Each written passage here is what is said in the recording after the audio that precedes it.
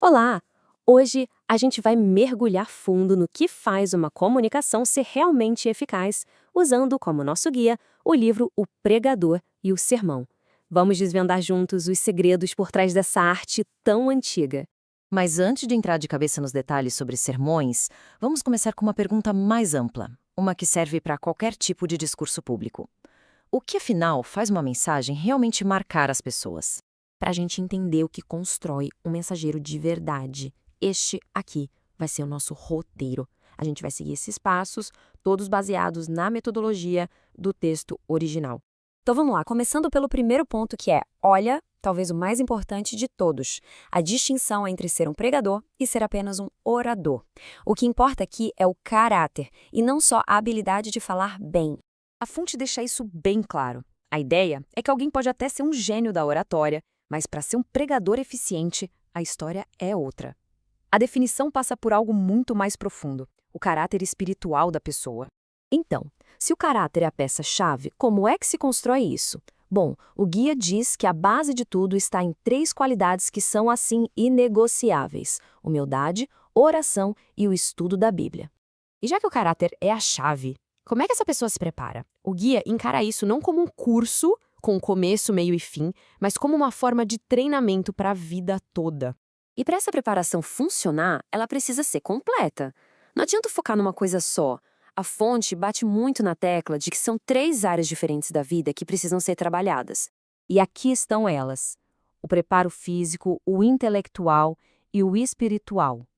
Isso mostra uma abordagem bem integral, né? Uma coisa está totalmente ligada à outra. E olha só que interessante essa parte do preparo intelectual. Não é só sobre ler textos religiosos, é sobre ser um leitor voraz de tudo.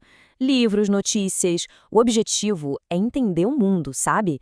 É sentir o que as pessoas estão sentindo. Certo, então, com a base do caráter e da preparação bem firmes, a gente chega na força motriz por trás de tudo, a motivação central que a fonte descreve como o chamado. E o que seria esse tal de chamado? Definitivamente não é uma simples escolha de carreira. É descrito como um mandato interno, profundo, quase uma obrigação que a pessoa sente que precisa aceitar. E tem mais, a obediência tem que ser imediata. Para deixar bem claro como deve ser essa reação, a fonte usa a resposta do profeta Isaías como o exemplo perfeito. É uma resposta na hora, sem hesitar. Eis-me aqui, envia-me a mim. Essa é a atitude ideal. Mas a gente sabe que essa ideia de chamado pode parecer meio abstrata. Para tornar a coisa mais palpável, o guia nos mostra alguns exemplos bem concretos da história. Temos, por exemplo, o caso de Moisés.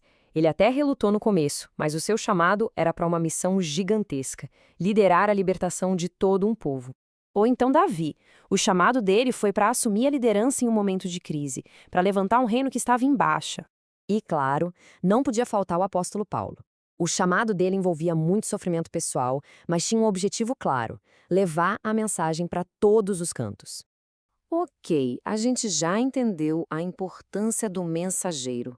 Mas e a mensagem? Como ela é construída e entregue? Agora, a gente vai ver as três ferramentas principais que o pregador tem à disposição. Basicamente, existem três estilos principais de sermão: o tópico, o textual e o expositivo.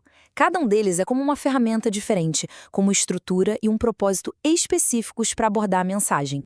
Fica bem claro que, para a fonte, o caráter do mensageiro vem sempre em primeiro lugar. Isso tudo nos deixa com uma pergunta final bem provocativa que serve para todo mundo que tem a comunicação como ofício. No fim das contas, o que pesa mais, a mensagem ou quem a entrega?